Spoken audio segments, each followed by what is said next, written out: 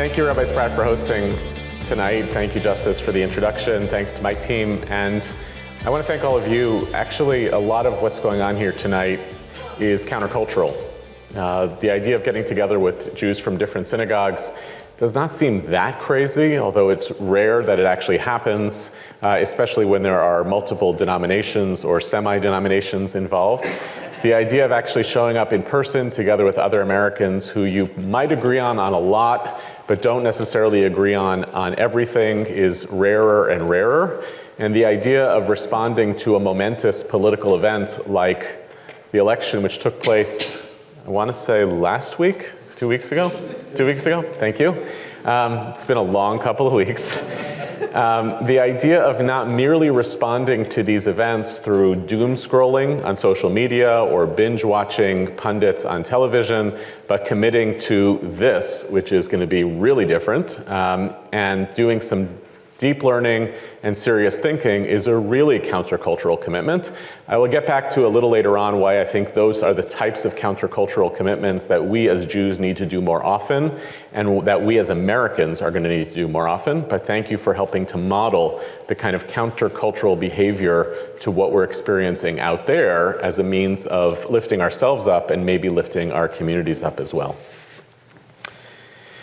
In general, when you describe someone or a phenomenon as breaking new ground in Jewish history, doing something that Jews have never seen before, or an event that seems different than the Jewish people have ever experienced, in general, to describe something in those terms, it's not always clear whether it's a compliment or an insult.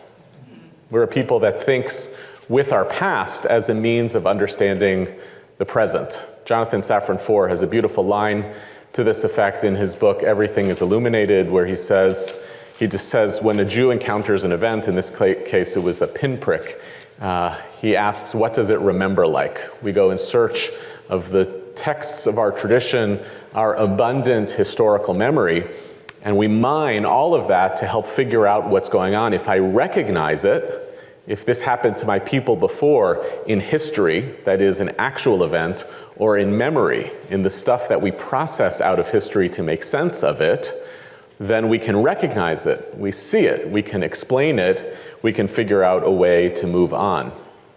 Our history, the length of it, is an incredible gift that comes with being part of the Jewish people, and it's so loaded. I was teaching a group of students last week, that I definitely know was last week, and at one point I made reference to a Jewish idea that only emerges in the Jewish canon in the 13th century.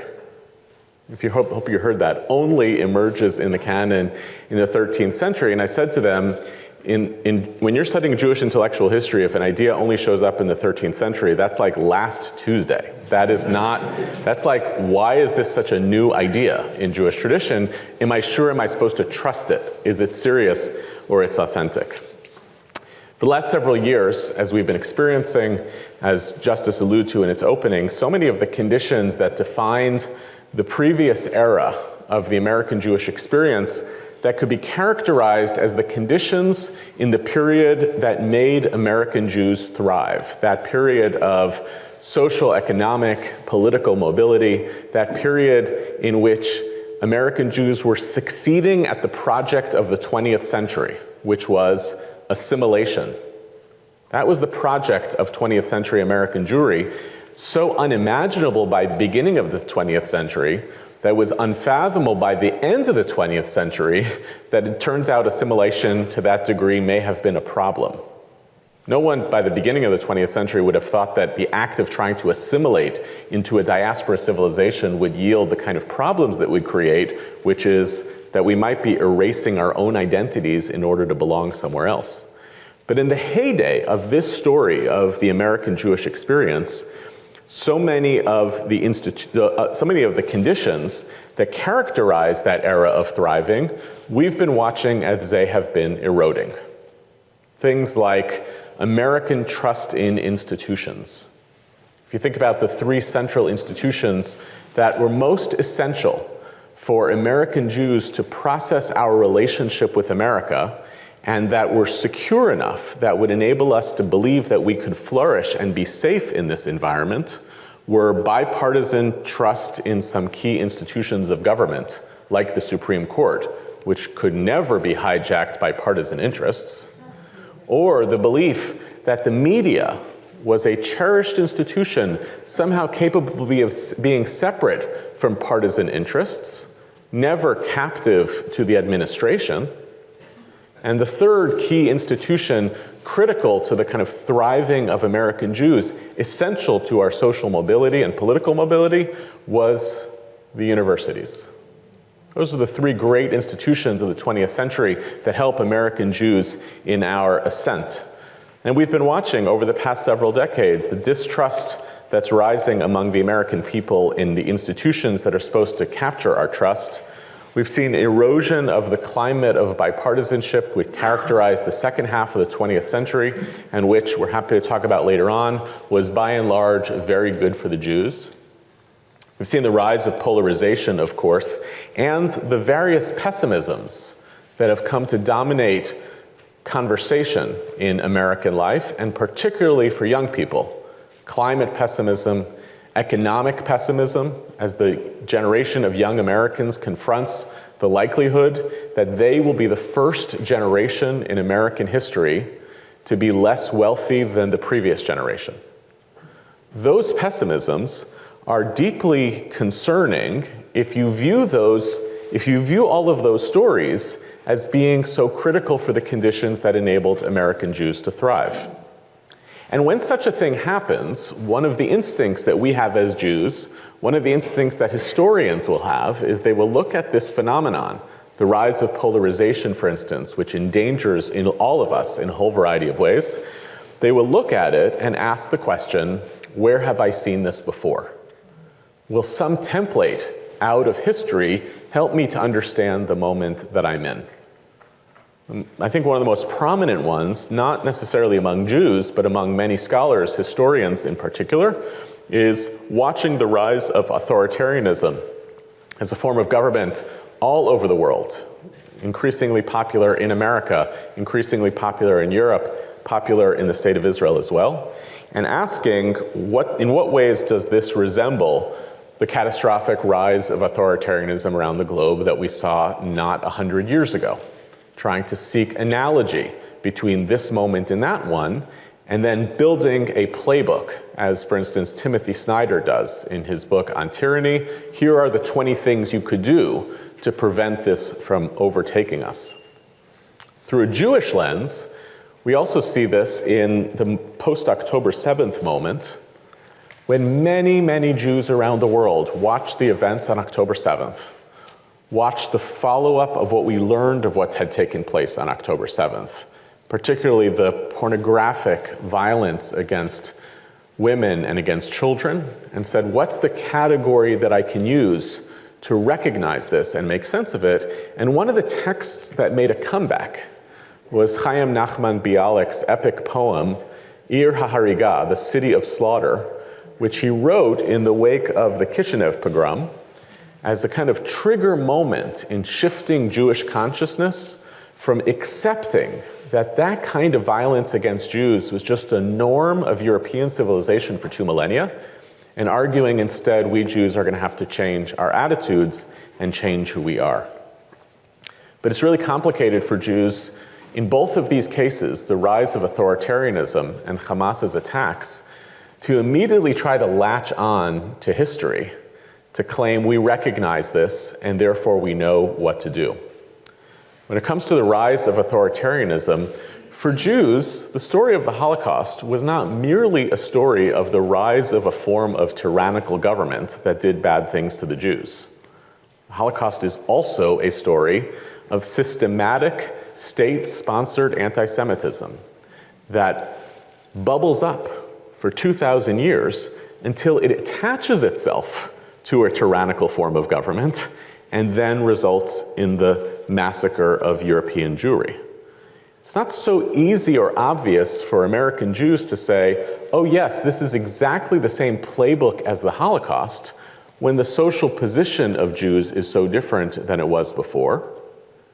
and when Jews are not being litigated in public as the source of the primary concern that Americans are struggling with. Happens to be a different population of immigrants who are inhabiting that story, but that's why it should not surprise us that metaphors and appeals to the Holocaust are not actually unifying right now among American Jews who actually are divided about the story right now in America. And the failure of the analogy in October 7th for Israel to Chaim Nachman Bialik is that no European Jewish community, certainly not the Jews of Kishinev, after experiencing something like their pogrom or our October 7th, had the IDF. No European Jewish community had, as my colleague Yossi Klein-Halevi just tries to describe, October 8th. So the limits of the appeal to metaphor for history actually become very obvious when we realize how very different the conditions that modern Jews have both in America and Israel are, and that's a really big challenge. And what it suggests to us is that the harder thing for Jews to fathom about the present is not that something complicated is happening, but that something complicated may be happening that's actually something we've never quite seen before. Something is different about the project right now of Jews striving within the context of a failing American democracy and not quite sure whether we have a template from history that's going to help us. The German Jewish scholar Gershom Shalom says about Zionism that it's never quite known about itself whether it's a movement of continuity or revolt. Was it a story of continuing the story of the Jewish people or rebelling against it? I want to suggest tonight that American Jews deal with the same issue. We try to think that our story is one of continuity. We picked up European Jewry and diaspora Jewry and we planted it in America, and now it continues that story. But it may actually be that we are in the period of kind of revolt as American Jews against traditional patterns of how diaspora Jews acted in history, and it's going to force us to think differently. Tonight, my argument is going to be that we're in the midst of a revolutionary political moment as American Jews. I want to talk about what feels hard about that right now, and a case for what it will mean to make it work. And if you want the abbreviated version, so I can give you the ending, and then you can zone out till we get to the Q&A. I don't think the work is about particular campaigns, political parties, organizing, or about issues. It's actually about people, and it's about trying to repair our society, and it's going to require a lot of losing before we feel that we're winning. I don't know if you consider that bad news or good news. I think in the long run it's good news, in the short term, bad news. I want to tell this story by sketching a kind of crude historical story, and I describe it as a crude historical story because once upon a time I was trained as a historian, and I know that trying to tell big stories about historical trends and moments is going to miss little windows of time that break out of those paradigms, but we're going to do our best to do 2,000 years of Jewish history in about 4 minutes. I want to suggest there were 3 essential political revolutions in how diaspora Jews did politics, starting at the birthplace of diaspora, following the destruction of the temple in Jerusalem, when Jewish politics used to be connected to sovereignty, and then they had to be connected to diaspora. And I want to describe those 3 stories, and the third is the moment in which we're living. The first story of diaspora Jewish politics, let's call the move from control politics to sideline politics. There's a big difference of going from being in charge of your own civilization, where you control the public square and politics are all Jewish one way or another, to having to live at the sidelines of the society in which you live, trying to exert some sort of influence to make sure that ultimately the society you're living in doesn't massacre you. Jews, for the majority of our diaspora existence, were not inside power structures. That meant, by the way, Jews as a collective were not inside power structures. And more importantly, Judaism never got locked inside of power structures or politics.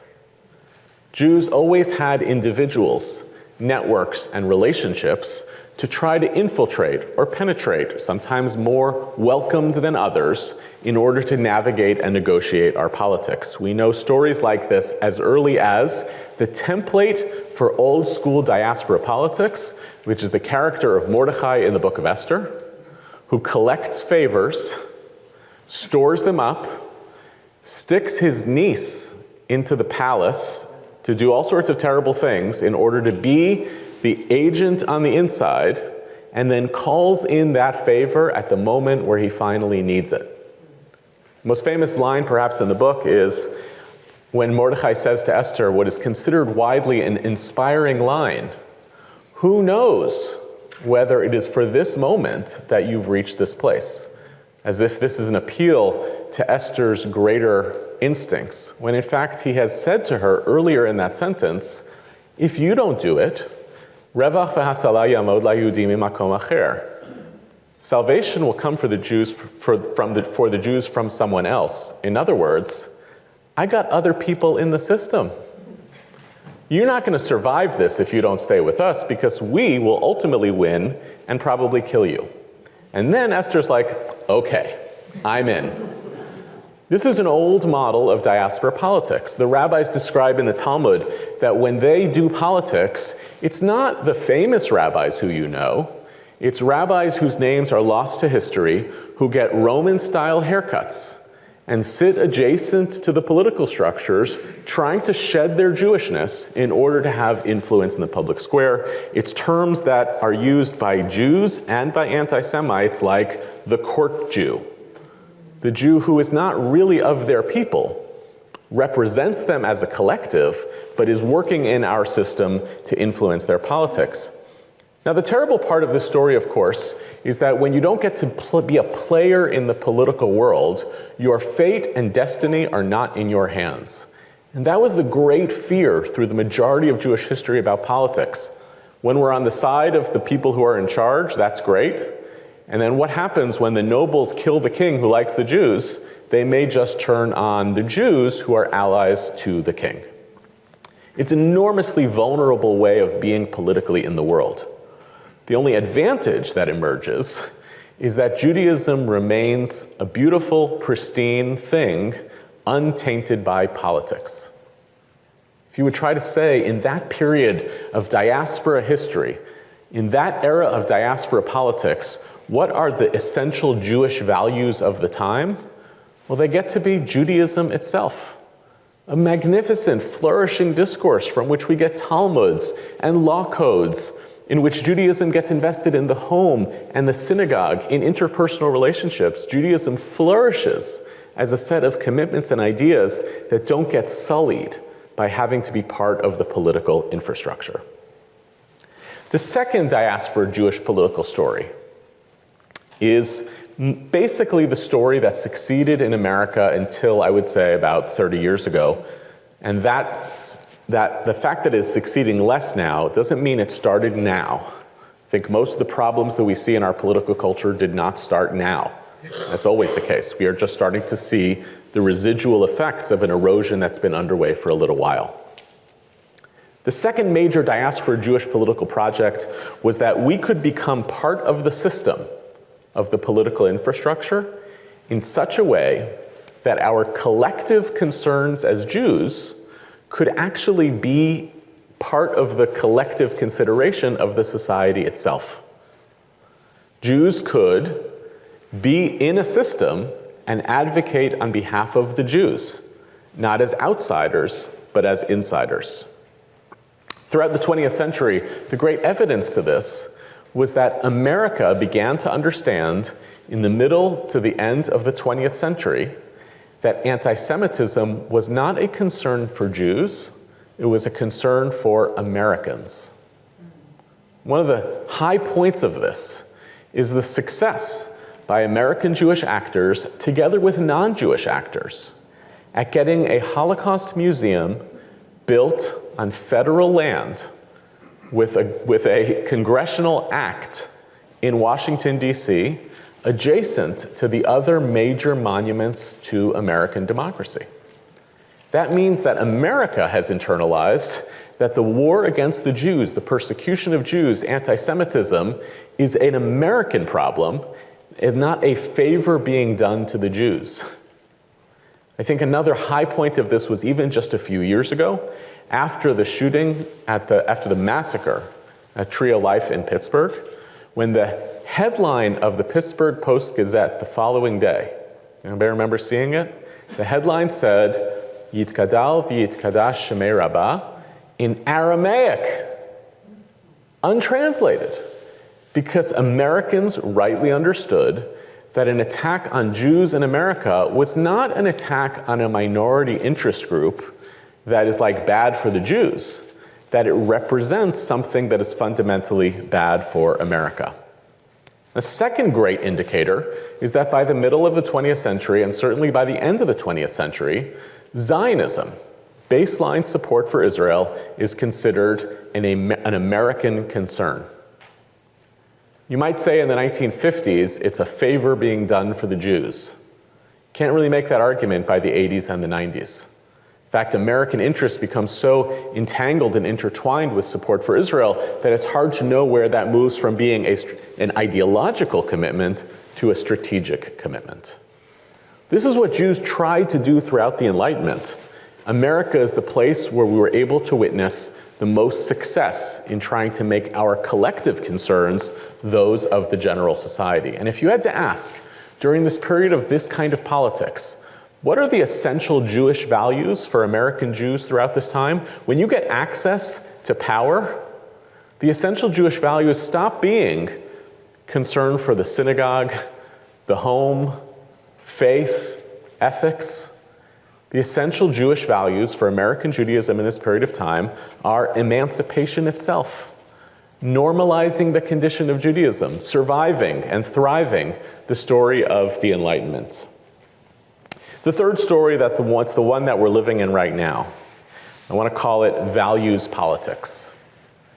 American Jews have so successfully assimilated into America that rather than thinking about our politics as something that we are navigating collectively through the American political story, we are by and large subordinating our Jewish identities to our American identities, building identities atomized around the self, where we narrate all of our particular commitments, which make us not really members of a group. It's not that a Jew is a person who belongs to the Jews, as you would describe it for most of Jewish history. Now a Jew is one adjective among many. Actually, Mark Oppenheimer wrote a piece on this a couple of years ago where in the American public conversation, calling somebody a Jew sounds like a slur. Isn't that strange? I'm a Jew. I don't think that says anything bad about me. It means that I'm tied to something. But in order to attenuate that, the more comfortable word these days, and I think it's part of the style sheet of a lot of media institutions, is not to refer to someone as a Jew, but as a Jewish person. It's like a characteristic adjective. It doesn't tell you everything you need to know about them. It tells you a small feature of an otherwise complicated identity. In turn, the Jewish values that Jews bring into how we act politically are largely disconnected from communal interests. They're the things we think are good about Judaism that we want to see our politics play out in. Jews are a kind of Americans, and whatever Jewish values we want or we believe in will connect to larger value systems that we think manifest in our politics. Let me give you an obnoxious example in a Reform shul. I think the ideal that someone would talk about of what is your primary Jewish value that you bring into your political identity. If you said that main Jewish value is justice, I think that is a terrible Jewish value to use. Justice doesn't brook compromise. It's not a particularly good political value. Politics are always about trade-offs and compromises. Healthy democracies don't really push for justice. They push for as much justice as possible within a framework in which people are meant to live with one another. Justice has a kind of holiness attached to it. There is always something right to do and wrong to do. And the way most healthy democracies operate is with a much clearer commitment to cultures of compromise and pluralism. But when you stomp out and claim our main objective is justice, you're not even talking about an activity. What's the verb the Bible uses about justice? Pursue it. That's not an activity. It's an outcome that you want to see present in a society in the long run. And any justice-focused outcome is oftentimes going to wind up generating a kind of totalitarian politics of coercion. You don't see that the thing I'm arguing for is justice? Well, you then, it's not that you believe in something different, you're a monster. It's not something, if you can't negotiate with the unjust. You can't compromise with the unjust. In Jewish terms, when we talk about things that you do are mitzvot, they're not outcomes. They're not ideal realities you create. They're activities that you do that in the long run are the right things to do and that build a society. On the right side of the ledger, it's having hit the left. On the right side of the ledger, when the Orthodox community by and large embraces a social policy agenda of the right, which it is doing, it winds up aligning itself with this conservative worldview about a whole set of issues that they don't even agree on when it comes to Jewish law. You take something like abortion as a non-controversial case. Virtually all Orthodox halakha makes exceptions around abortion, especially when it comes to the life of the mother, and does not tolerate the kind of ideological extremism that would be present in a conservative Christian worldview that would insist that you can never actually have an abortion. It just doesn't do it. In fact, it's so much so that my kid was studying this at school, where he studied with his Orthodox rabbis in Orthodox day school, that even while the baby is being born, Orthodox tradition says if it's a question of the mother's health, you can abort a baby while it is being born. So what does it mean that Orthodox Judaism is building a coalition around a set of issues like that, which are so clearly not in the collective Jewish self-understanding? What it means is that they are subordinating collective concerns for the Jews into a much more narrow ideological position, which serves the polarized political framework in which we live. None of them are really talking about Jewish values anymore. We're really talking about Jewish values as curated to be effective members of the Democratic Party, and Jewish values as effectively curated to become effective members of the Republican Party. The consequences of this should be very obvious to all of us because we're living it and we're feeling it. It is totally impossible now, as American Jews, to speak with a clear voice about Jewish collective concerns. Because, by the way, increasingly we don't feel like we share them, even though it's pretty obvious that we do. You would think, in the scheme of things, that the one thing that Jews should have to agree is bad is anti-Semitism. Is anti-Semitism. That's the bad thing. We all agree, right? If we took a poll, is anti-Semitism bad? I'm not going to make you raise your hands, but I would shame you if you didn't raise your hands. That would have to be something we consider to be bad. But right now, in America, by and large, Jews who vote for the Democratic Party focus as the version of anti-Semitism that is bad on its expression in the form of white nationalism and white supremacy. And by the way, those people tend to vote for the Republican Party.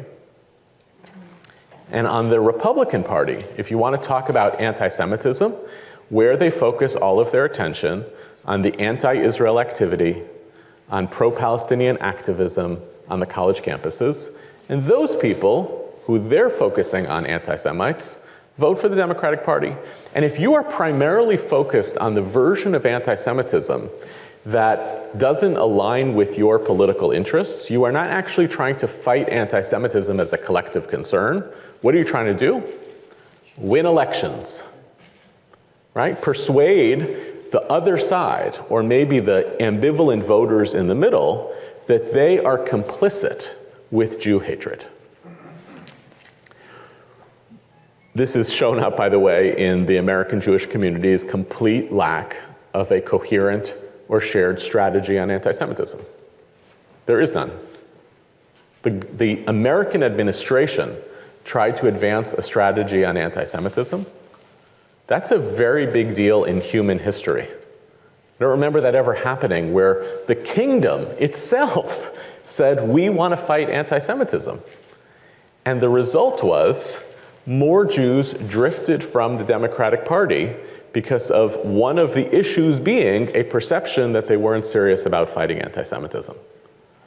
There is no shared language or strategy for a community, which tells us we're not thinking about collective concerns anymore in our politics as Jews. That was still there in the previous era of American Jewish history, where we were negotiating our collective concerns through belonging to the political process, and now we have left those collective concerns behind. It's really clear that our own internal divisions around Israel are now being heavily manipulated by partisan actors in both parties to center a different conversation about Israel. So to say American Jews don't have a collective conversation or commitment about Israel is laughable. We haven't for a while. And now it's largely because it actually can be described or defined more, Jewish commitments on Israel can be more effectively defined and described by non-Jewish actors in America. Right-leaning Jews don't need prominent Jews to make the case for Israel when they have Mike Huckabee. Left-leaning Jews who are pro-Israel don't need a compelling version of Israel that they have to argue for themselves if they have Richie Torres. Actually, that's why we want to elevate those voices, because they make it, don't worry, it's not the Jews engaging in some sort of special pleading, right? It's America itself involved in making these claims. I guess the only time when you actually do rely on a Jewish voice to amplify a particular political position on Israel is on the far left, and that's where Bernie Sanders becomes helpful, right? So we are shifting from thinking about this as a collective concern to what I described as a values concern. After October 7th, well, I'll come back to that. So if we don't want to look back at a particular story in Jewish history, because nobody wants to turn back the clock on the American story. You did notice this a little bit, right? You did notice this around Zionism, that more and more Jews said, oh, we're going back to the loneliness story of the Jews in Jewish history. The Jews are alone and nobody is with us. And at times I wanted to be like, America is with Israel. Israel is not actually alone in this moment. But you saw where I started that gravitation for an earlier story to recognize this. I don't want that to be the story. It's an implausible story for American Jews. The idea that we would retreat to a collective concern in American Jewry is very hard to sustain or imagine. And the idea that we would go back to pre-American Jewish history and just be vulnerable diaspora Jews again, nobody wants that, and it's utterly implausible when we live in the society where we have made such profound gains. But I do want to go back to a piece of the work that we did as Jews in the 20th century. I want to ask whether it's time for us to start doing that work again. That, to me, feels like the essential part of the project that's at play for us.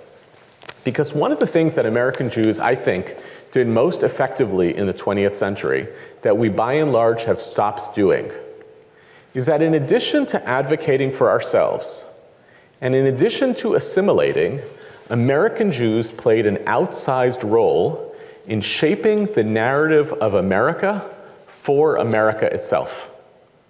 We redesigned America. If the anti-Semites are listening, please don't take that out of context. We redesigned America to make it a place in which we could thrive and which other Americans could thrive. Take three extraordinary examples. Emma Lazarus's poem is on the base of the Statue of Liberty. Lazarus told a story that wasn't really true, that America was a place that was welcoming to the vulnerable others, discarded and tempest-tossed from all over the world, but she insisted that it should be. America embraced that idea about itself, periodically ignored it, like when it turned people away, but embraced that story as the story it wanted to tell, authored by a Sephardic Jewish woman. Supreme Court Justice Louis Brandeis, the author, in many ways, of much of the legal tradition around freedom of speech in this country, does so as an unapologetically liberal Jewish thinker. Doesn't try to hide his Jewishness. Roosevelt referred to Brandeis as old Isaiah. I love that. His Jewishness was ambient in what he was doing in order to shape a version of America in which not only would Jews thrive, but Americans would thrive. Horace Kallen, the author of the ideas that wind up defining and shaping the conversation on pluralism in America.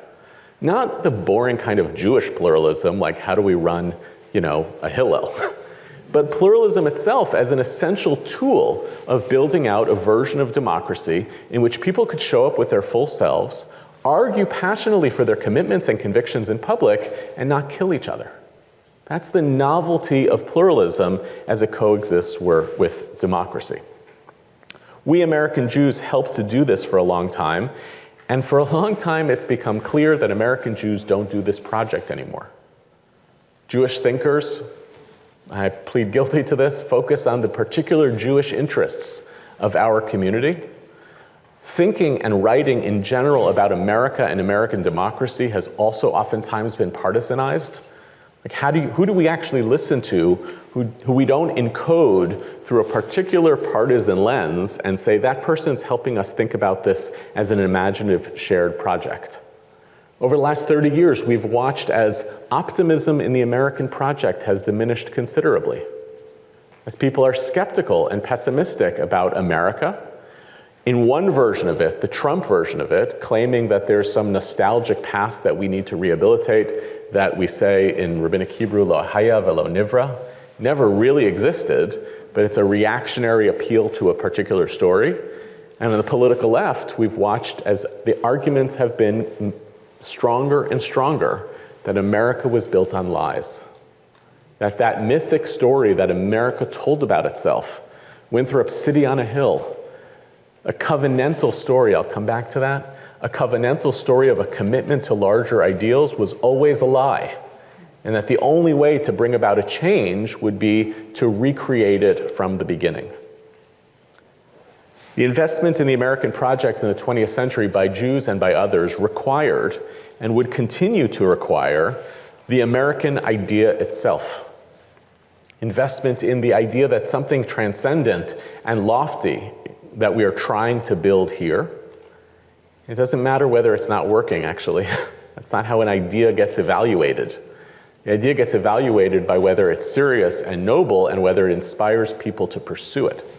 And then, in addition to the idea, you would need to cultivate the habits and practices of democracy that would make that version of America possible. That's what we call in Jewish tradition the midrash, the set of ideas, and the maaseh, the practices that Americans would have to operate with in order to bring it about. I want to suggest 4 foundations. I said to you, with all of these diasporas, what are the essential Jewish values? I want to argue for 4 essential Jewish values. Share a little bit about what it could look like, and then open up for your questions and comments. 4 foundational Jewish values that could characterize a new era of American Jews in America. One is covenant. This is an idea we created. You get the Torah in the wilderness before you go into the land of Israel because it sets up a set of terms and conditions through which you hold yourself accountable. That's what it means in America to think in terms of constitutionalism. That we are committed to something bigger, there's a document, and that's what civics education should fundamentally be about. A culture of compromise. This is such a deep rabbinic idea. It is so fundamentally sad to me that we talk in Jewish education more about justice than we do about compromise. The rabbinic tradition is all about compromise, and you know why? It's because after the destruction of the temple, the rabbis acknowledged that the only character who can bring about absolute justice in the world is God, Absent that, the way that you build social fabric in any society is to respect the fact of human difference, to recognize that most of the things we are most passionate about involve irreconcilable claims, and the best way to live together is through a culture of compromise. A corollary to that, in democracies, healthy democracies, people lose a lot and are willing to take risks. Democracies fall apart when people stop risking the possibility of winning or losing in order to live together with the opposing side. The thing that was most scary about the question of whether or not there would be a peaceful transition of power is because that's the one thing that makes it possible the next time around for people to be willing to throw their lot into an election. Advocating for sacrifice, a willingness to risk and lose. My colleague Tal Becker was speaking about this, about the ways in which the culture of sacrifice has shown up in profound ways in Israel post-October 7th, including by so many people who hate their government, who may be deep skeptics about the war. I hope it will not require war in America to invite Americans to think about what sacrifice on behalf of America would look like, but it's necessary. And the fourth and the final one, and I know it's going to sound banal and dumb, and I want to tell you why it's not, is kindness. When you talk about kindness in American political conversations, you almost always invite this sensibility that your kindness is rooted in a kind of hypocrisy. Right? You're kind to some, but hostile to others. You can be characterized as naive, or you can be thought of as a quietist, simply trying to do some sort of good while Rome is burning. I think this goes back, I think the roots of this are in 1989. Remember when George Bush used that phrase, an amazing phrase, about a kindler, gentler nation? Like, what was wrong with that? If you didn't like Bush, you probably didn't like it because you didn't like Bush. Maybe if you didn't like Bush, you thought, well, kindler, gentler nation, but you have a bad immigration policy and a bad tax policy, so you're a hypocrite and a liar. That's how Bush was received for the kindler, gentler nation. But listen to this line. One person in America said the following about George Bush's kindler, gentler nation. I'll give you one guess of who said this in 1990. I think if this country gets any kinder or gentler, it's literally going to cease to exist. It's going to what? Cease to exist. Who in 1990 said the phrase about George W. Bush, if this country gets any kinder or gentler, it's literally going to cease to exist? Donald J. Trump in an interview in Playboy magazine. Incredible, right? That was part of the 1,000 points of light speech that Bush had given. Kindness is a tool for building a society.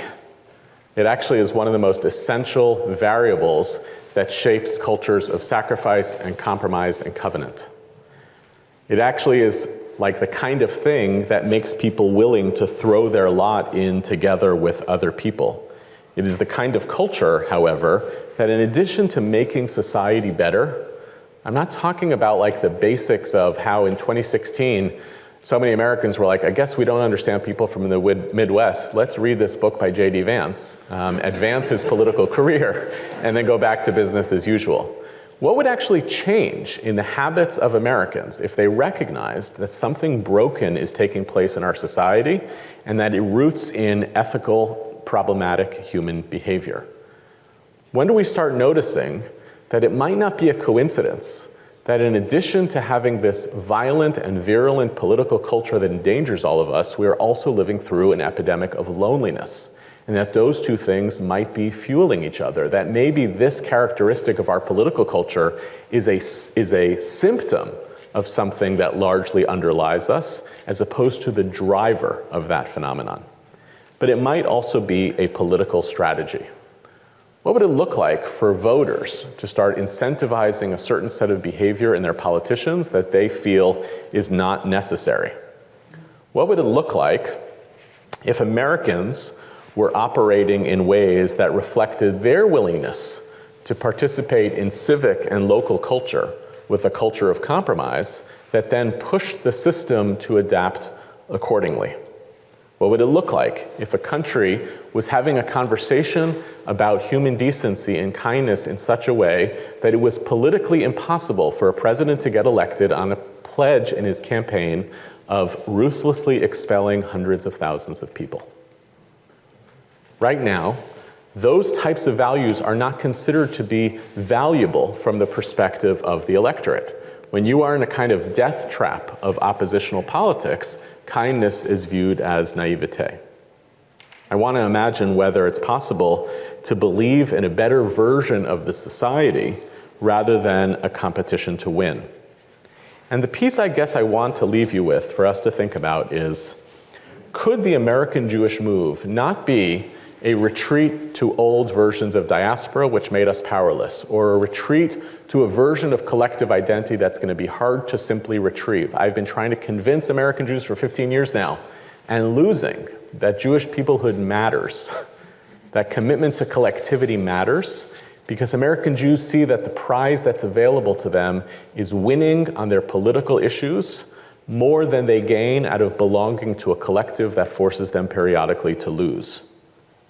I wonder whether the countercultural move for American Jews is to precisely do that work of the 20th century, of getting us back into the habit of building Jewish and building America in concert with one another. And the most fascinating thing that actually could happen as a result of this is if we succeed at helping American Jews to recenter collective concerns for other Americans. If American Jews could be at the forefront of modeling something for other Americans, where we're willing to lose a little bit more towards the gain of a version of a society that is better or different, maybe a side effect of that is that we will see not only our relationship to other Americans being stronger, but value in staying in relationship with other Jews in that process.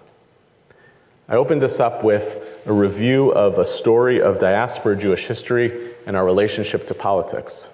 I suggested that despite our instincts, I don't think we are served by trying to understand this fascinating and weird American Jewish political moment in reference to anything we've seen before. That maybe we have articulated a version of politics that actually is the result of success. We've assimilated so deeply between our American and our Jewish political identities that we can reduce Judaism to a set of values that lines up really well with one political party or another. But in turn, I want us to see that the consequence of that is that we will continue to have elections like this one, in which we are not talking about a shared, better vision for the future of America with policy differences, but where we are engaged in a blood sport and where Jews are using our own Jewish values to help amplify that blood sport on both sides of the political aisle. Bad for America and bad for collective Jewish concerns. And I want us to argue that it may not be that the history of this can be brought back to a previous era of our time, but maybe the practice can be an investment by American Jews in America itself, a willingness to think in a language of Jewish values that serves the larger project of America, and the willingness to lose a little bit in order to one day win. Thank you very much.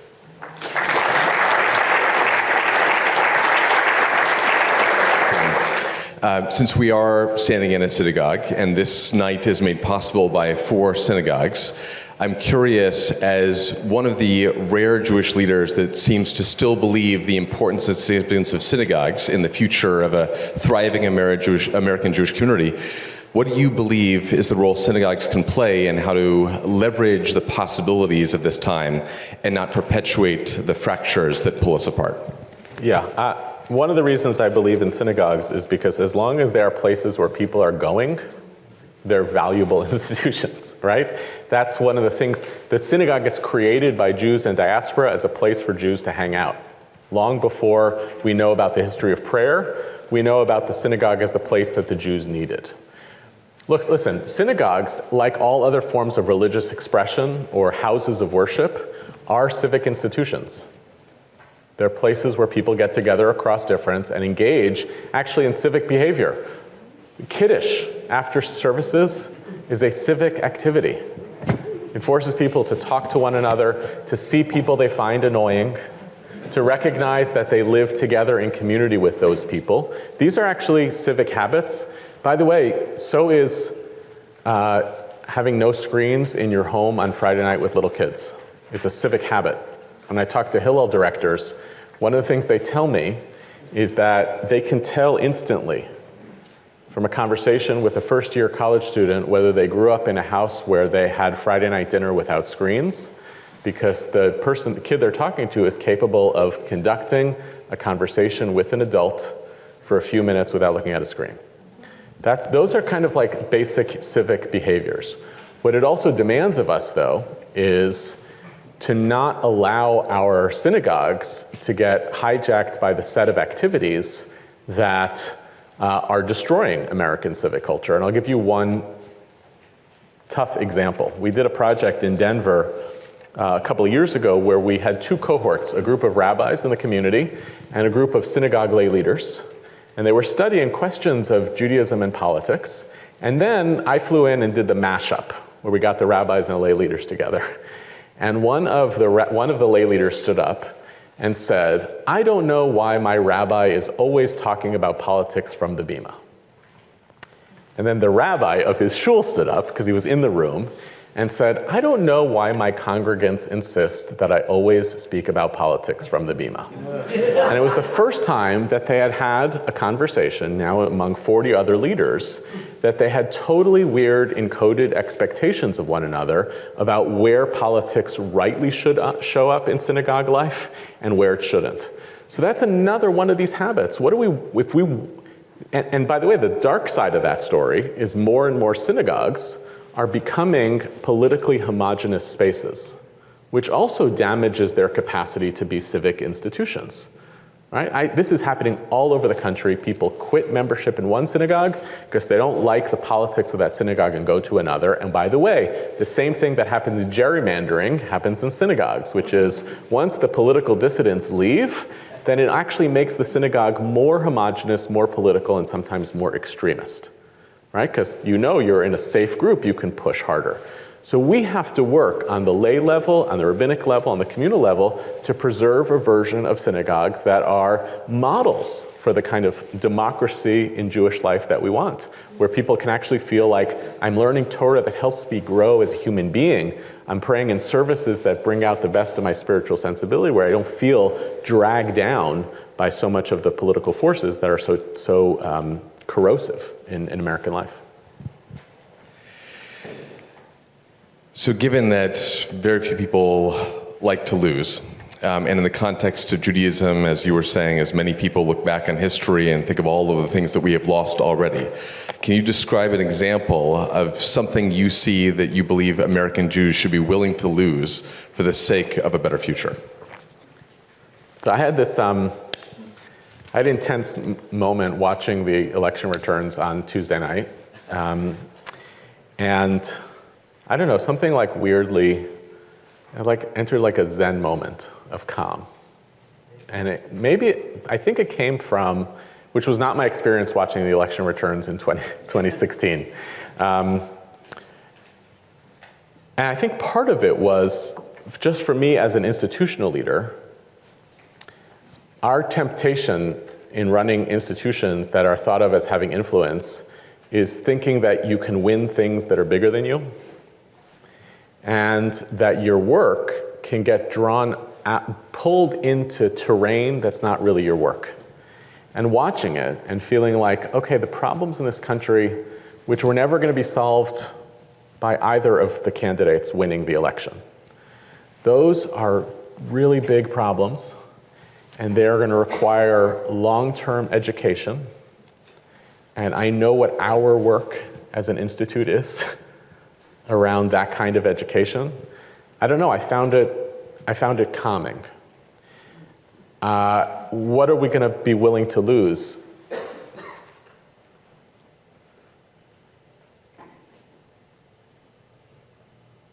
Many American Jews are on the forefront of really bold justice claims, to use the term I used earlier, around a whole set of issues that actually represent a relatively small slice of the American people's political outlooks.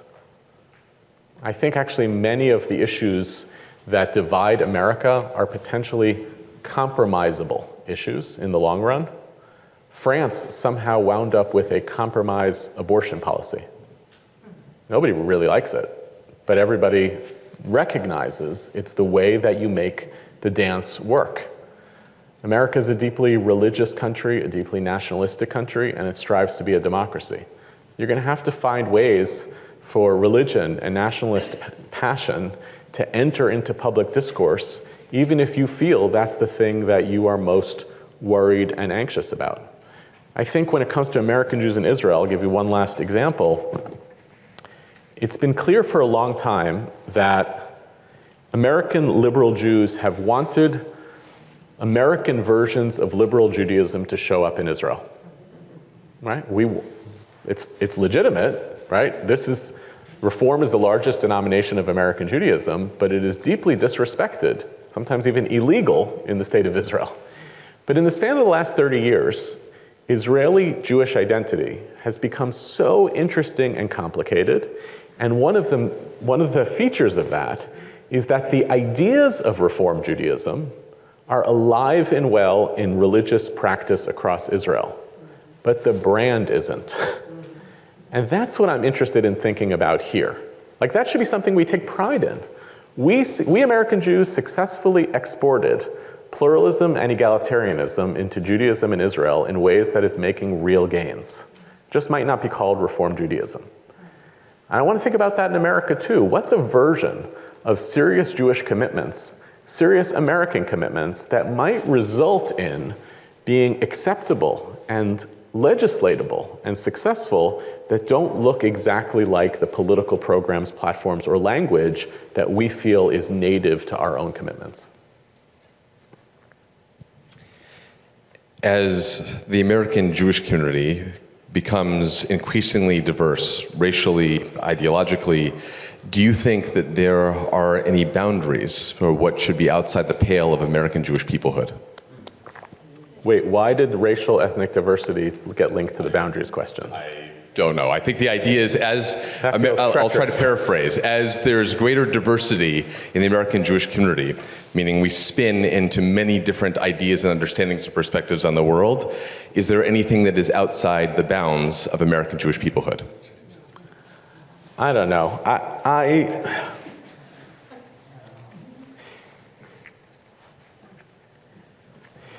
My teacher, Rabbi Michael Paley, says about the Jews that the Jews are the people who believe in one God or less, which I like a lot. And to me, that still feels like a good Jewish boundary, right? Idolatry, Christianity, Trinity, not Jewish. Most of the things that we're talking about here in terms of politics and those kind of commitments, I get very anxious around those kind of boundaries. It's not the same as like what should happen inside this institution, this synagogue, the Shalom Hartman Institute, where institutions have to make boundary decisions all the time because of our constituencies that we serve. But the Jewish people is a very strange idea. Most peoples in the world are defined by one of the following shared characteristics that's held by the members of its group. They share beliefs, behaviors, language, culture, ethnicity, geography. The Jewish people has always been this wild, weird idea where we believe in the possibility of collectivity in spite of the fact that we actually don't hold anything in common. And the more interesting exercise is always going to be to figure out how do you continue to think of yourself as that collective in spite of all the differences rather than gravitating towards those differences as a means of drawing boundaries. And for what it's worth, there are not that many of us. So the incentive to try to break it apart is, I think, not a healthy one. But what I think will happen, and is already happening, is that if you believe in something, if the overwhelming majority of Jews believe that something is really important to Jewish life, and people come along and say, I don't think that's important. Not only that, but I think that's a bad thing. I want to stand against the consensus of my community. Most likely, over time, Those people will create their own synagogues and institutions, and maybe those people will disaffiliate with a larger project of collectivity. In other words, the boundaries of peoplehood will gradually present themselves. And I think that the bigger project for American Jews is to invest in what we believe in rather than invest in boundary construction. I think in the long run, that will generate a possibility for something to grow. The minute you start investing in boundary drawing, you actually start shrinking. And I'm worried about that. Beautiful. As you talked about these 4 opportunities, covenant, compromise, sacrifice, kindness, what do you see are the most effective tools to begin elevating these 4 opportunities? What are the tools that you think we could bring forward? It's interesting. So I don't know whatever happened with the project that BJ was doing. Maybe there's some BJ members here, where they built a relationship between the congregation and I believe it was a police union in Michigan. COVID happened. So I found that a very, very interesting project. Certainly that happens on a local level in interfaith encounters. And sometimes it's the uncomfortable interfaith encounters, right? Where it's not like, let's identify the local Protestant church which shares all of our politics, because then that's just political organizing. But let's, like, my synagogue has, the closest mosque in the vicinity is racially and ethnically and socioeconomically very different than our synagogue, has very different set of concerns, and it's very hard to do real interfaith work because we're just not talking about the same issues. So if you can think locally or even nationally about those kinds of activities of bridge building, I think it's really powerful. I am a fan of number 2, identifying where there remain, and there are not a lot left, where there remain Jewish bipartisan spaces. There are fewer and fewer. Jewish day schools still are, especially Orthodox day schools. It's really interesting to watch. They are bipartisan spaces, and there are going to be fewer and fewer of them, partly because of trends in those communities, partly because people, like I said, leave bipartisan spaces in search of politically homogenous spaces. But finding ways to get people to dwell in those spaces is really important, to learn from those spaces. I think there are folks in this room who are leaders on civics education, and what it would take to bring back like a civics education revolution in this country. It's disappeared. It's just not part of the curriculum anymore in a serious way. And a lot of this it sounds so banal, but the local stuff is really critical. It's like, soccer clubs that bridge between congressional, what's the word I'm looking for? Districts. That it already was the case that the redistricting has made for largely politically homogenous spaces, but there are a whole bunch of civic activities and practices that human beings need to engage in, which reduces the possibility of completely demonizing and delegitimizing those who wind up with totally different politics than you. I think one of the powerful illustrations of this election was that because of virtually every demographic group in the country, with the exception, I believe, of black women, went more to Trump than they did for Biden in 2020, that suggests that the efforts to try to draw really clear stories around who are the ethnic and racial groups who align on my values, it's just not there anymore. Americans are actually interested in pursuing their own interests in ways that define group interests. That should be a wake-up call to those of us who care about pluralism and democracy, that requires a lot more curiosity in this kind of relationship building than we're used to having.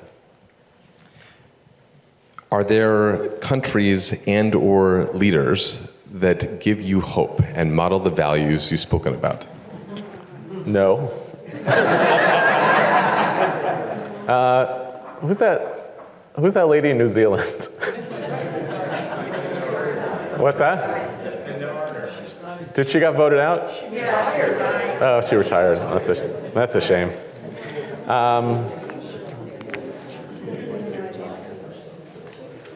Not really. People are better than leaders. That's just the truth. Societies are made up of people. what I'm embarrassed about is that our leaders could reflect our aspirations, and they more often reflect our fears. And I don't know how to fix that at scale. I feel like the Jewish community could do a better job of that by, putting people in place who we admire and who we respect and who are going to push us, as opposed to the people who we think are going to protect us. There's a lot of negative trends around that in Jewish communal leadership, reprioritizing towards safety and security more than inspiration. I wrote last summer about rabbis. I've been writing and speaking a lot about the rabbi crisis in this country, and one of the reasons I think that there's like a lot of them, but it's the field is cratering, where the training rate is dramatically outpacing, the retirement rate rather is dramatically outpacing the training rate, and where we have nowhere near enough spiritual leaders for American Jews to not just fill the jobs that are currently reserved for spiritual leaders, but actually inspire and lead our people. And I think there's a lot of hypotheses as to why that's the case. It's part of a larger collapse of liberal religion. It's part of the collapse of careers in public service. But I think a piece of it is that our community does not afford significant enough respect and admiration to rabbis. So it's not, we want more Ben Sprats to go into this work because you could do anything you want, and you decided that this is like a really noble way to serve the Jewish people in the world, and you are treated with respect by your congregation in doing that. And I want to figure, that's going to have to be, that's not look for great leaders. It's actually, what's the educational work we do in our communities to get us to value and respect and promote the leaders that we want, and then you might see more people streaming in, and then we could say, wow, we have this abundance of great leadership around us.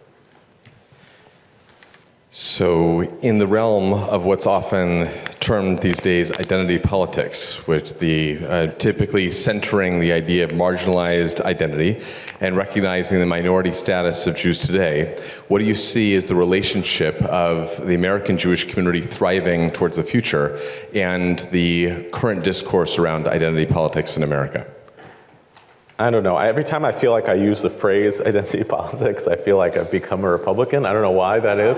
What about identity crisis? Is that better? Identity crisis is better. By the way, it's okay if you're a Republican. I didn't mean that in a critical way. It was about me. I was just saying about me. Look, I think I alluded to it a little earlier in the demographic trends. There was a weird study. I'm going to cite it even though I don't have about the ways that the term Latinx turns off Latino voters and shifts them rightward. And I felt that was like a fascinating cautionary tale about how identity politics gets used by some groups, mostly in that case, in exploitative ways, to say this is what a community is and what a community wants, when all groups, and Jews are one of these, all groups are made up of individuals who want some amount of the right of self-determination. We don't like it when others assume our beliefs and our values on the basis of our Jewishness. We're allowed to resist that. In fact, it's so interesting to see the rise in how many people are using Jewish symbols in public as a means of self-identifying that connects them to a group, but that doesn't mean that they want to be now aggregated into that group with all of the consequences of, now you're allowed to think you're allowed to think about me in the ways that you want to think about me. There's something about identity politics that feels so at odds in that sense with the liberal project, which was the opportunity to build societies that respected the rights of individuals, the dignity of individuals, the freedom of individuals, and granted all of us the right of self-determination, that I fear that the continued leaning into that, even when Jews do it because they think it's in our own interest, right? That's a shortcut to collectivity. I don't think it serves the democratic project in that way. And I have a feeling in the long run, the better we can kind of give back the autonomy of self-definition to people, it means we're going to have to fight harder as Jews to get people to identify with the Jews. But anyway, we know that to get people to throw their lot in the Jewish people, it's going to have to be because they feel they want something, or they feel they're connected to something, and not simply as a kind of consequence of an identity that has been cast upon them. I had the opportunity once to bear witness to you speaking to a group of people that represented two different approaches to, I would say, American politics regarding Israel, two different advocacy groups that are well known in this space. And one of the elements that you lifted up is how remarkable it is how much resource we put into fighting within ourselves and challenging, as you were saying before, policing the boundaries of who is in and who is outside of our American Jewish camp. What do you think might be the endeavor that actually could allow American Jews to lift their eyes beyond their particular tribal identity within American Judaism and believe in a collective project? I think Judaism is great. I really do. It works for me. I have great institutions that I get to belong to. I think it's a great organizing principle for a life well lived and a life of doing good. And I think actually a lot of American Jews kind of already know that and believe in it, and that there is not a sufficient story told in Jewish communal discourse about that as the opportunity that's available to them versus a kind of set of obligations that imposed on you that you're not adhering to. You don't belong to in the right way, as opposed to the perception that American Jewish life is characterized by infighting and politics or political expression. I find that deeply demoralizing. One of the things that's been surprising to me about the growth of our own institution over the last 15 years is that we're selling like hard, long-form Judaism. And people are eating it up. They want it. And part of the reason for that is I think we didn't go around and say, if you commit to this, like this learning, you are now obligated to make a gift here, and you are obligated to light Shabbat candles, you are obligated to marry a Jew, you are obligated to do these things. We just were like, this is what actually, like what you would experience of Judaism if it was through an intellectually sophisticated frame that was as serious as what you're doing at work, that is self-critical and self-reflective, that is in conversation with dynamic trends of life, and people want it. So it makes me feel, I don't even know what your question was. It makes me feel, the answer was still good, but I don't know what the question was. It makes me feel that that's part of the obstacle that's been created by the fixation on boundaries, is that when a fixation on boundaries when the community models that, or infighting, it's projecting a kind of anxiety about its future as opposed to a kind of optimistic possibility about its future. And that feels to me like it has to change. That's why, like I said, I felt calm, because I was like, great, now we know which Jewish values could be brought to bear that could actually be part of a long-term winning, as opposed to like, what's the work that needs to happen for the next 4 years. And the last thing I'll say on this is that when we were, again, reference to our own institution, we were studying our work a bunch of years ago to figure out like how to build out the business. We studied think tanks in Washington. And the most interesting nugget that emerged was that politically progressive think tanks invest in campaigns. Politically conservative think tanks invest in people. And if you wonder why, sometimes campaigns win. And then you feel like, great, we got this piece of legislation passed, et cetera. But you wonder why the left doesn't have a federalist society. And it's precisely because of that. And when we realized that, we said, forget about the left-right piece of this. I think we're a conservative think tank. And I want the Jewish community to think in those terms. What are the long-term investments in people that actually make us lift something up, as opposed to winning on short-term political issues, whether it's on Israel or inside the Jewish community or about American politics. David Hartman used to say, the main reason why I commit to talking to people who I disagree with is because it's the only possible way I can convince them that they're wrong, which I find a powerful argument for pluralism. I think it's just that it's the place where sometimes what we've been talking about tonight are larger trends around identity, larger issues about our community, but these are also just habits of the heart and the soul and the mind that if more and more citizens in a democracy commit to those habits in their private lives and in their homes, it ultimately could engender something very different.